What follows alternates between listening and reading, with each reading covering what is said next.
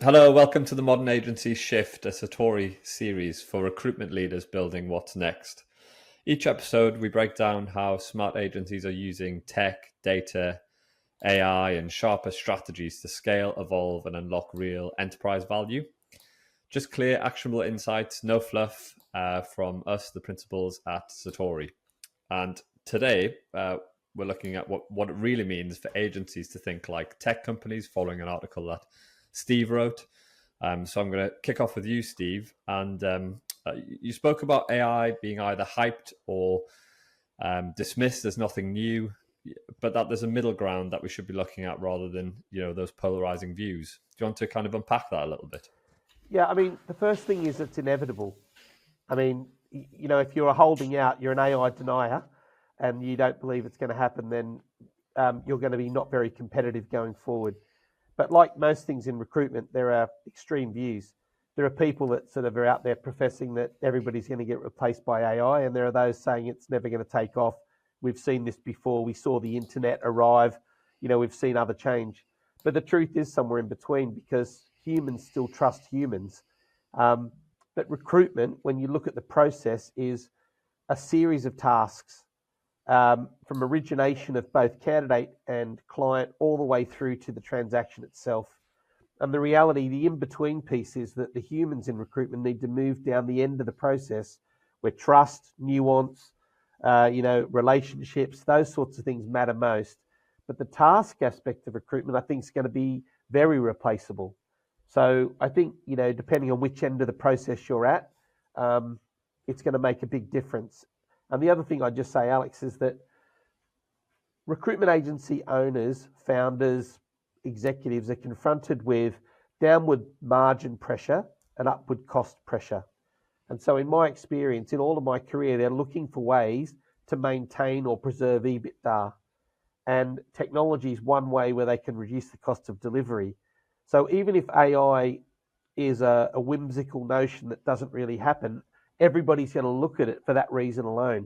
How do I lower my cost of delivery? And how do I increase or improve or maintain my EBITDA to create shareholder value? So it's coming whether people like it or not. It's just how they adopt it.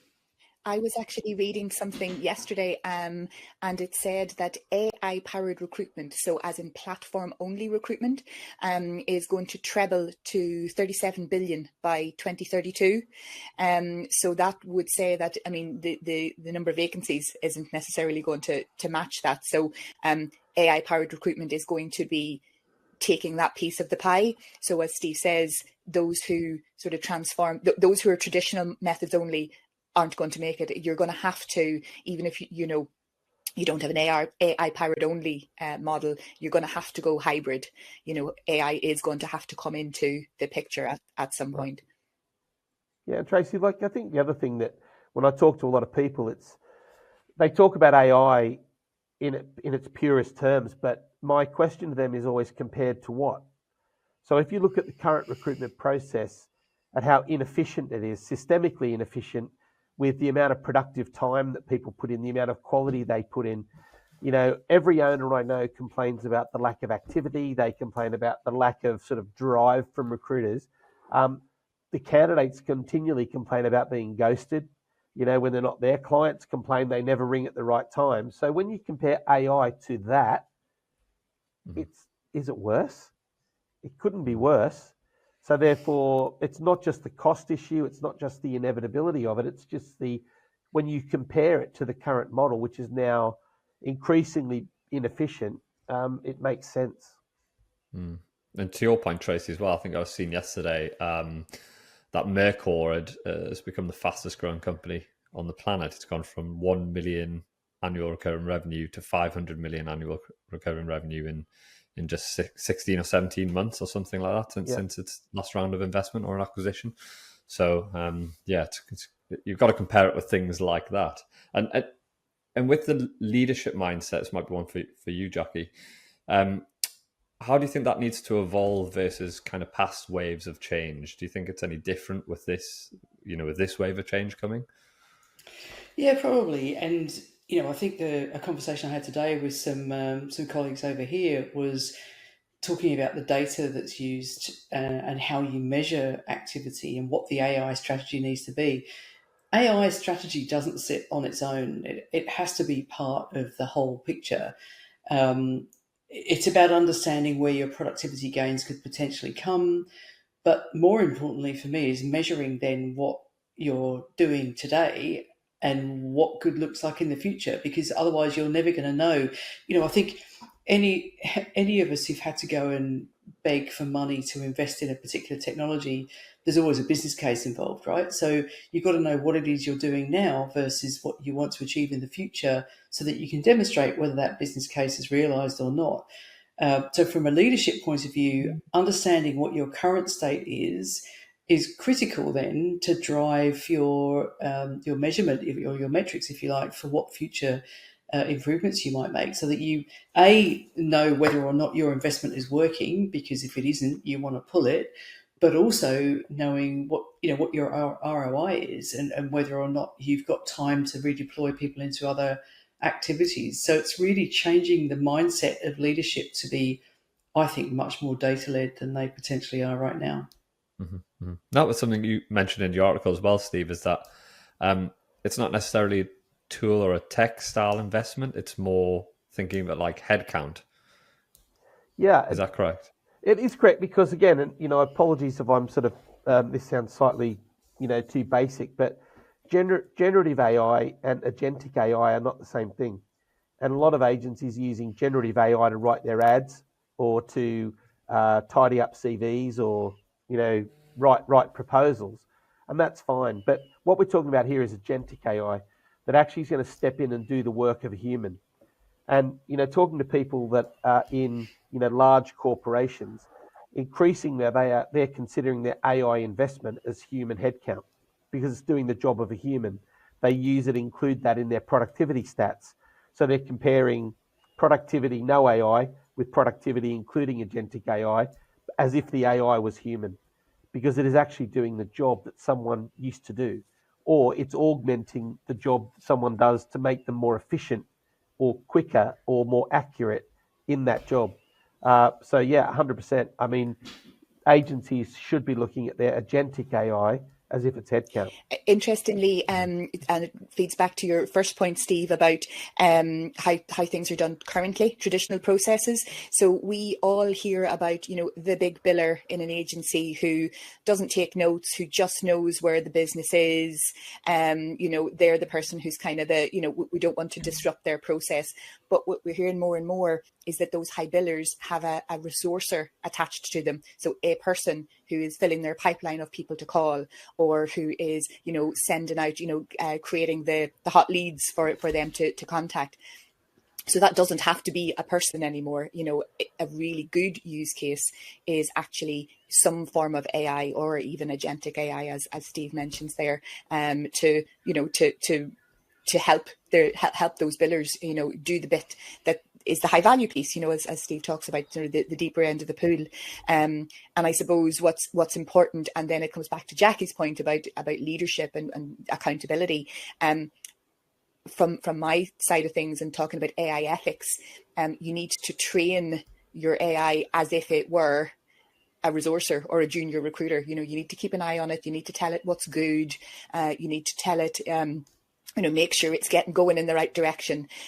So whilst we're training the person or taking them in as headcount, we also need to treat the AI as essentially as a person that you need to mind, and give rules to and give guidance to as well.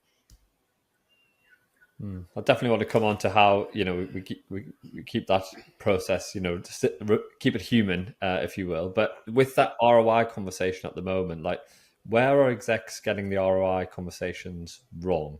Or, what metrics do they really need to be looking at when they're kind of bringing in this technology? Well, for me, interestingly, I think a lot of companies lack the baseline. So, you might look at your processes and say, well, this is inefficient. We could enhance compliance, or we could automate reference checking, which a lot of companies have already done. But the reality is that they don't necessarily know what time that's saving them. But more importantly, potentially, is what are they doing with the time it does save them, and how are they measuring whether or not that's having a positive impact? The other thing I think that is associated with all of this is that the more that you invest in AI and technology, whether that's around compliance or other admin tasks, then fundamentally somehow that cost needs to get allocated as a cost of sale. And we're kind of moving away from this mystery of the big biller and what they do to having actually their tasks quite segmented into, pockets of activity, so that we can say, well, actually, you're not necessarily delivering that now. So the big biller earning the massive amounts of commission, I think, is a thing of the past. If we're not careful, it will take a while for some recruitment business to transition, but that's what they need to be looking at right now, is the model that's worked for the last 50 years isn't going to work for the future, that's for sure. And if you, I'll channel you for a second, Jackie, about customer centricity. But in terms of that measurement, Alex, like I think agencies need to start at the end. What does the customer want? What does the client and the candidate need, want, expect? And then work backwards, because at the moment, the model is the other way around, where agencies go through a process and try to deliver a successful deal for a candidate and a client, but the inefficiency along the way is massive. If they start at the other end and find out, I think clients are less inclined. Clients particularly really value the relationship with the recruiter they trust. And they tend to be those more experienced, longer tenured people. But the process to get to that point, they're either unaware of or don't care about. So a lot of agencies put a lot of stock in that process and how important it is to the customer, but the customer doesn't really care. Just get me an outcome, and I want to work with someone, a human, that understands my company, my culture, the type of people I hire, has done it before for me to take that sting out of it. And the candidate who also wants to speak to someone that understands their profession or their skill, understands them, and gets them lined up with the right customer. So when you work backwards from that process, in a way in agencies, there's a lot of KPIs around activity. But actually, if you start looking at quality and where time is spent and where time is misspent, more importantly, agencies don't measure. When you've got a recruiter who is paid a good base salary and commission, and they spend the majority of their day chained to a screen staring at LinkedIn sourcing candidates, that's an incredible waste of that resource, where that person's got really good skills that they could be talking to customers. And I think some research we did recently, 70% of a recruiter's day is doing anything other than speaking to clients and candidates. So the measurement of how AI impacts the business has to completely change. And that mindset starts with the customer, and it starts with reduction of inefficiency and getting the people to do what they do best. At the relationship end is where the customers place the most value and start looking at the tasks, because that's where AI is going to make a massive difference. But if you layer AI over the top of the current process, you'll just automate a really bad process. Mm-hmm. And in practice, Tracy, what does that look like in terms of like that baseline or starting at the end and working back? Yeah, I think we're going to, as Jackie says, the couple of the big things to measure are the time to hire and the cost per hire. And a lot of agencies aren't even measuring those baselines at the moment. But I think as we look to the future, it's going to be about quality. So the quality of the hire. So how long does the person actually stay in the role after you've placed them? And I think that's going to be really important for people who are trying to evaluate whether the AI that they're layering into their processes is working. Because if the quality of your hire is becoming less, you're doing something wrong. So you need to, first of all, make sure that stays at a certain level. And interestingly, another sort of topic that we've been talking about recently is candidates who are using AI to create their CVs.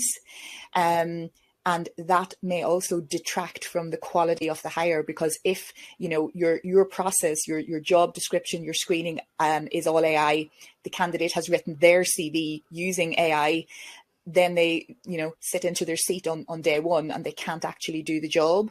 That's where the house of cards all comes tumbling down. That might be a bit controversial, but that's my opinion. And I think it goes back again to the whole piece about human in the loop, where your AI, your automation is going to take you so far, But at the end of the day, that's where the hybrid model, in my opinion, has to come in. There has to be some kind of human guidance, human oversight for quality, for making sure, asking the probing questions, because obviously we're in this world where AI might hallucinate and actually fill in the gaps.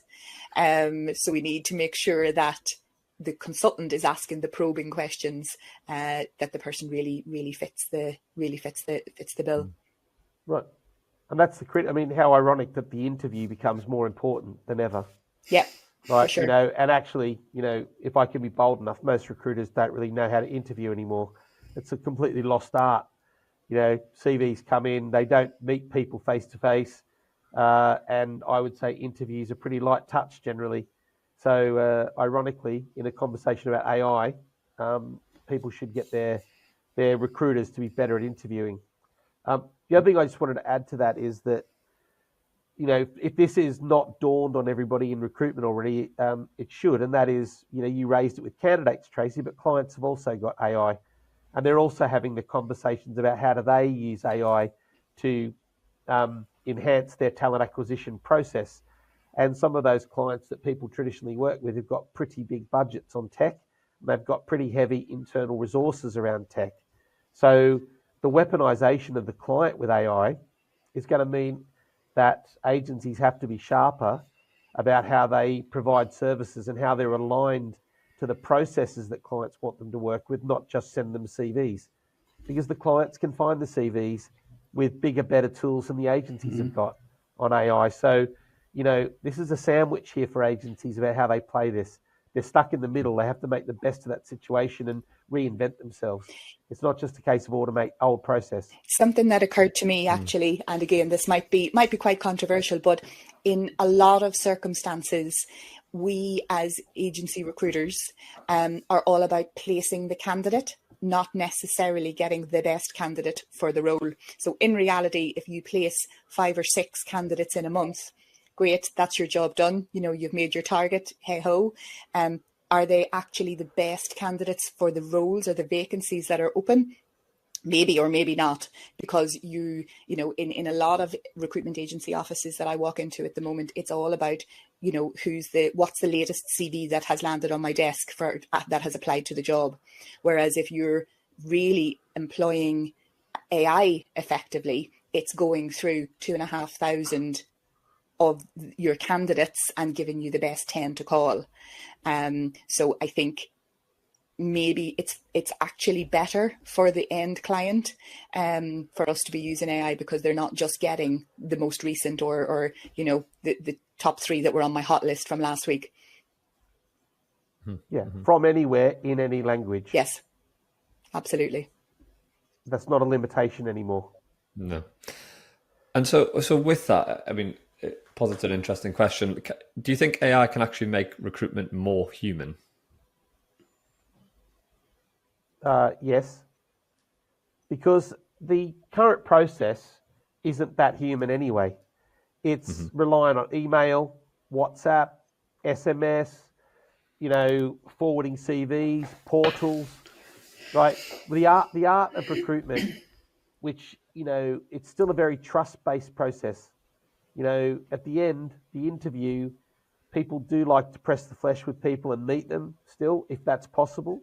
So I think it's going to force or create a necessity that validation process by a human, because people still don't trust AI fully, right? So they still want to check it.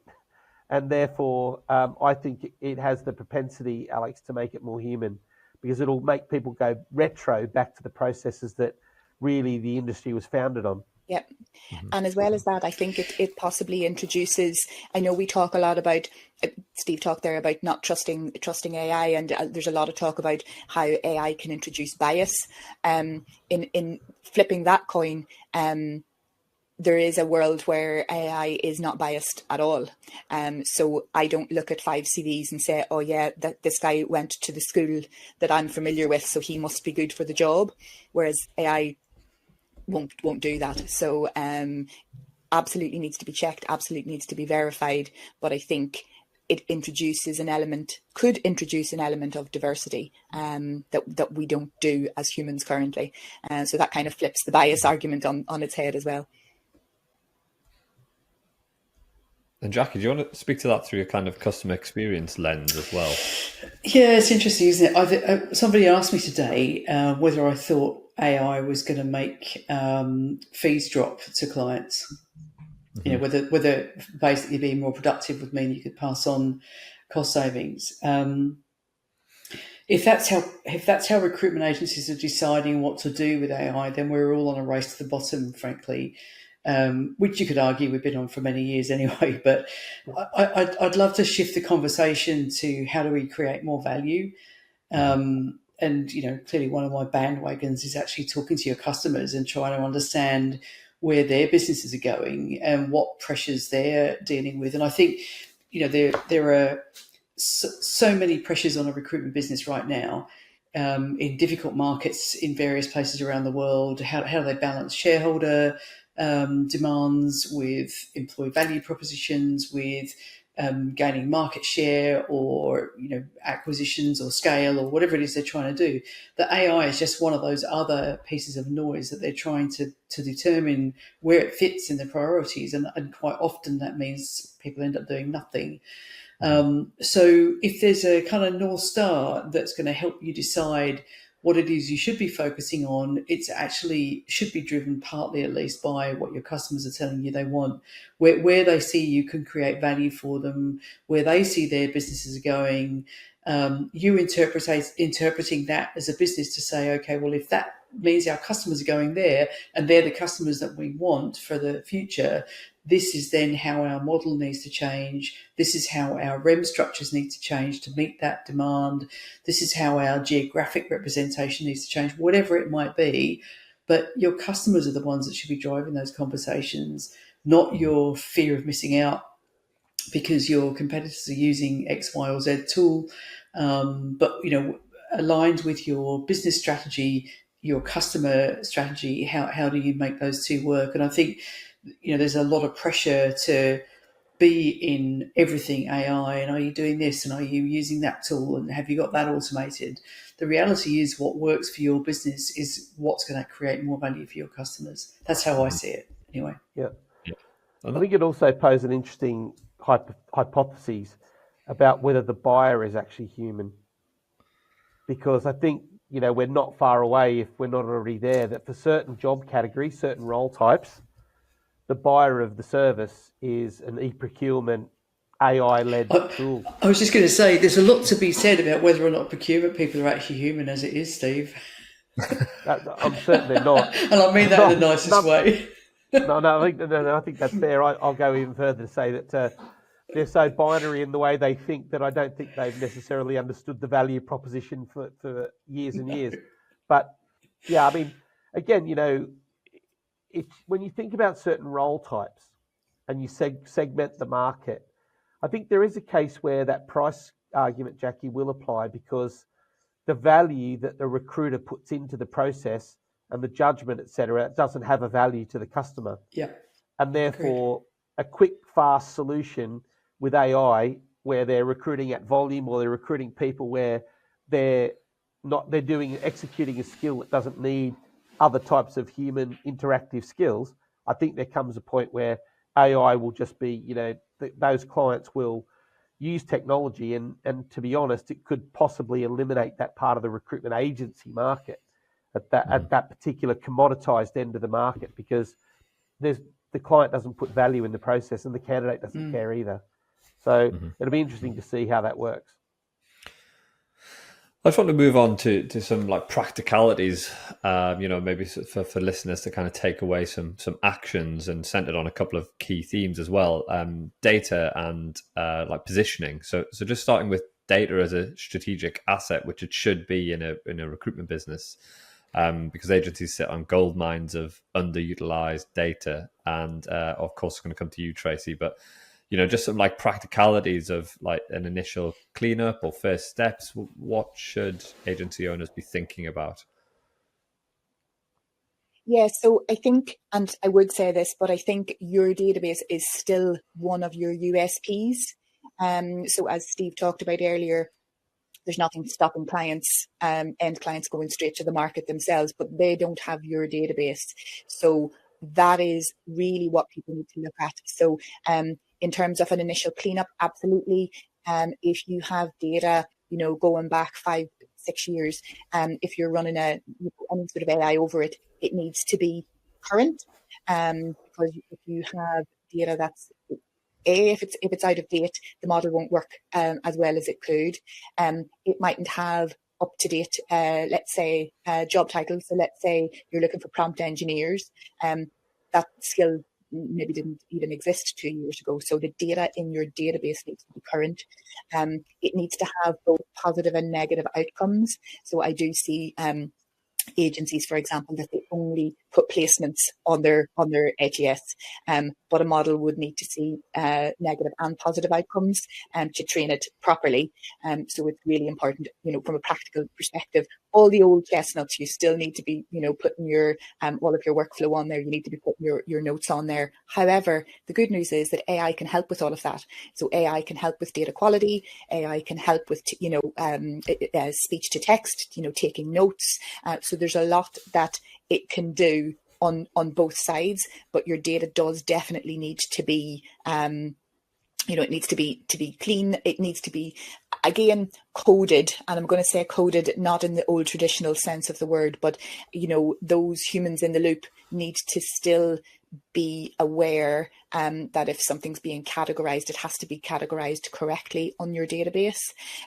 So for example, I had one recently where something had gone in and it was creating a short list, and all of a sudden it started to, they were looking for aircraft finance leasing people, and all of a sudden it started to throw up like tech support engineers. And when we dug in a little bit deeper, what was happening was it was saying aircraft leasing, one of the keywords is jet, and it was bringing up inkjet printer people.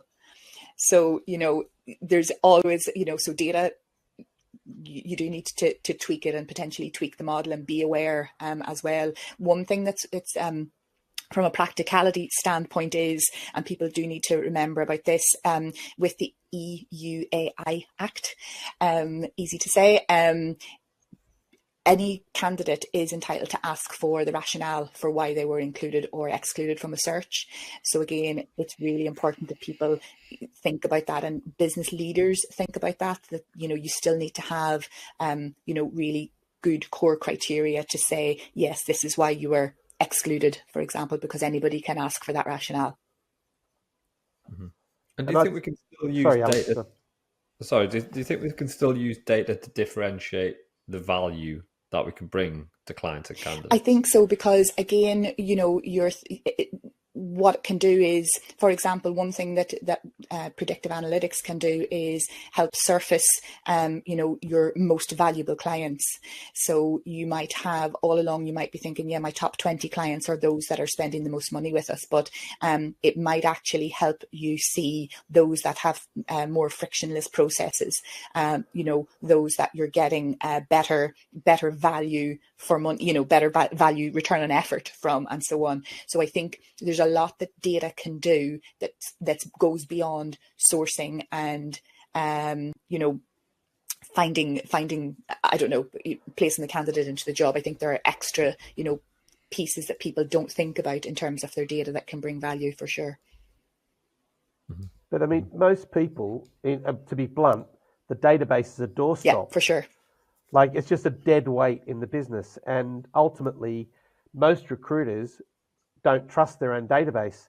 So they go outside to LinkedIn, to other sourcing tools, not their own database. And what I'd say about data, Alex, is if people get nothing out of this this podcast other than get your data sorted out, then great. Because if this was the beginning of the 100-meter recruitment Olympic final, the ones that have got the data organized will win the race. It doesn't matter how many recruiters you've got, how big your brand is, how experienced your team are. The people at the start of that race with their data organized, segmented, current, will win the race because they can weaponize their business quicker. So ultimately, data's the key to unlock the whole thing. Here's a fun analogy for you and a fun fact. So I think the winners will be people who treat data as a pool, not a river, and look at how they optimize what data they have. Fun fact is that in my experience in large global corporates as well as small, more local recruitment businesses, over 75% of the candidates that apply to your jobs are already on your database. Right. So comes back to my point, treat it as a pool, not a river. You don't need to spend so much time and effort acquiring new data.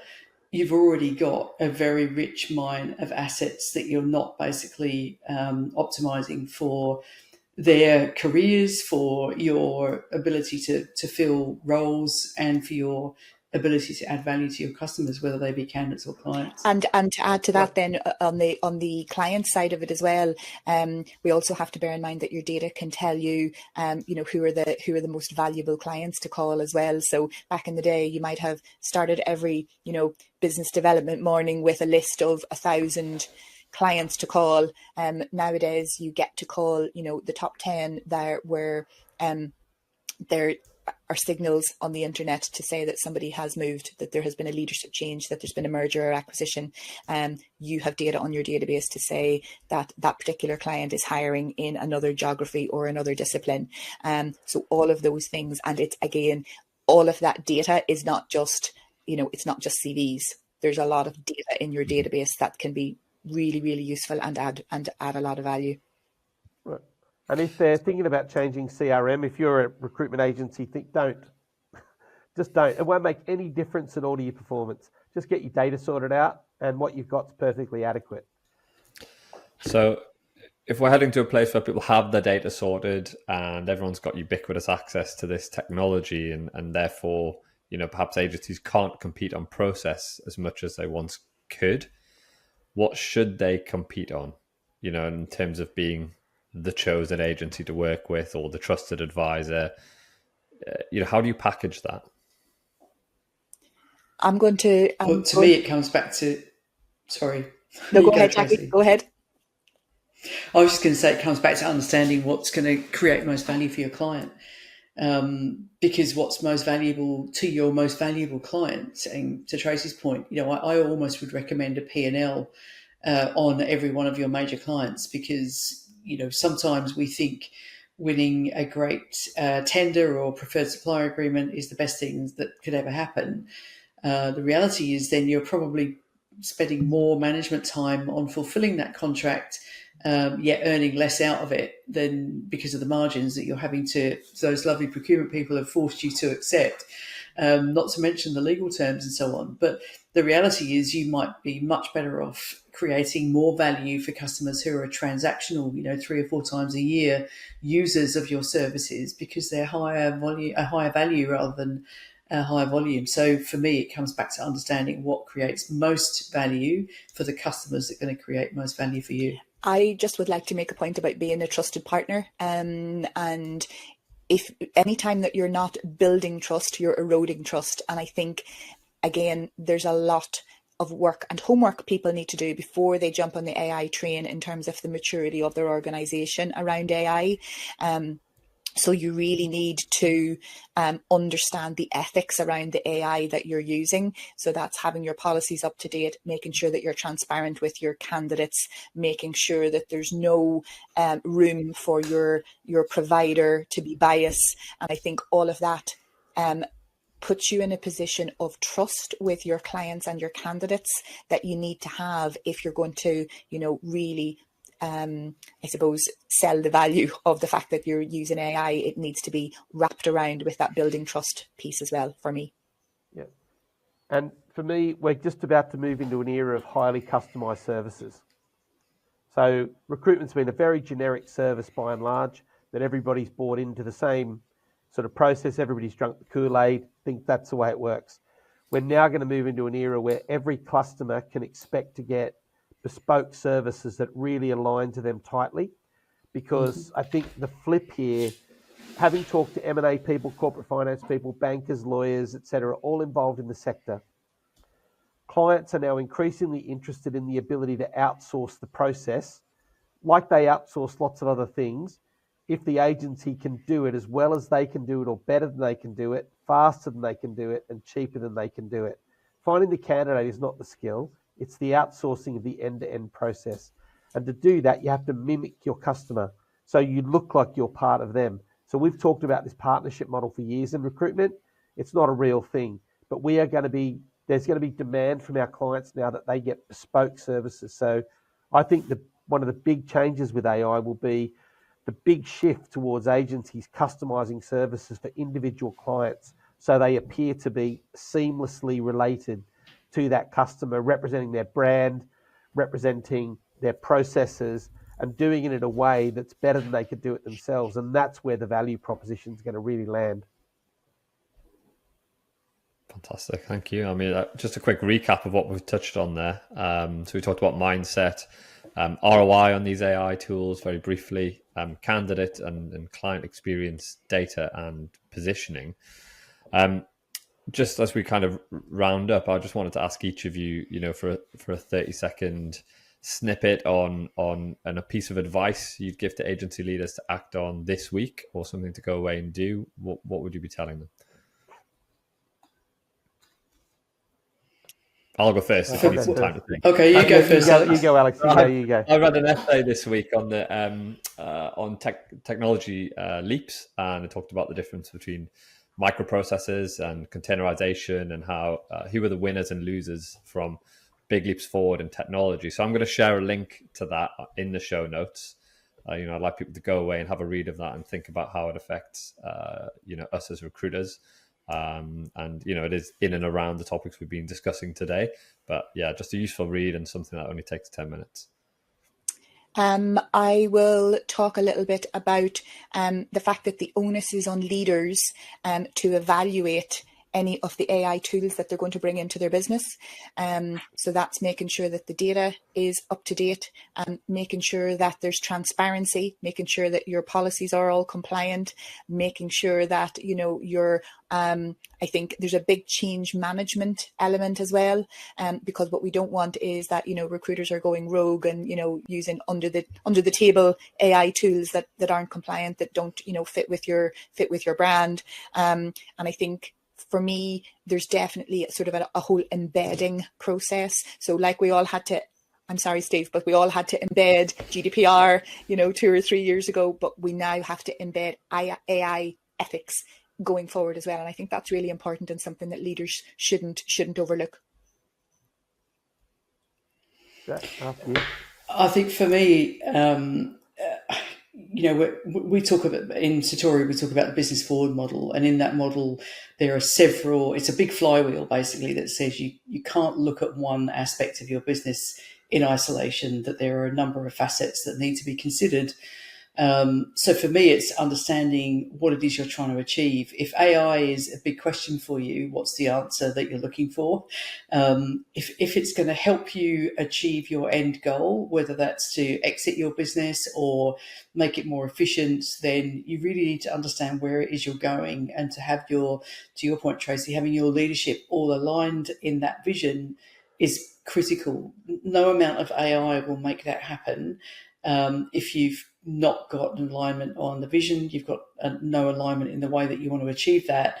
So to me, having that addressed first and foremost is then what will drive which AI tools you use, and get you moving. Because I think at the moment, a lot of people are very paralyzed, not quite knowing where to start. So I think start with the end in mind. As I think you said earlier on, Steve, it may be a slightly different end, and understand where it is you're going and make AI work for you to get there. And look, good news is we're all pretty consistent. So my takeaway would be, don't just go and buy shiny new bits of technology like you always have. Recruitment companies are littered with technology they either love or hate, and none of it's bad technology. It's just generally because it was shiny and new and someone sold it to them. But understand the problem you're trying to solve, because in that sense, AI is no different to other technology. That what are you trying to do with it, and then find out what the right suite of tools you need. It's not going to be one and done with one product. It's going to be a range of different things that all work together in an integrated way to actually give you a better solution to solve the problem. So Don't go buying stuff. Don't go on a shopping spree. You know, think about what you're trying to solve before you go out and then procure AI, because you'll spend a lot of money or waste a lot of money if you don't. Very good. And that about wraps us up for the first episode of the Modern Agency Shift. Thank you all. Just for listeners, visit thesatoripartnership.com if you want more information. We help agency owners to future-proof their businesses, to unlock enterprise value. And we do that by running detailed diagnostics and discovery sessions, so you know where you're at and where to start, and then we can help you with implementation if you want, or we'll just give you the keys to unlock further growth. Thank you very much, everyone. Next episode will be in and around more on the topic of ROI on AI. So I think I'm in the hot seat for that one a little bit more, and look forward to seeing you all then.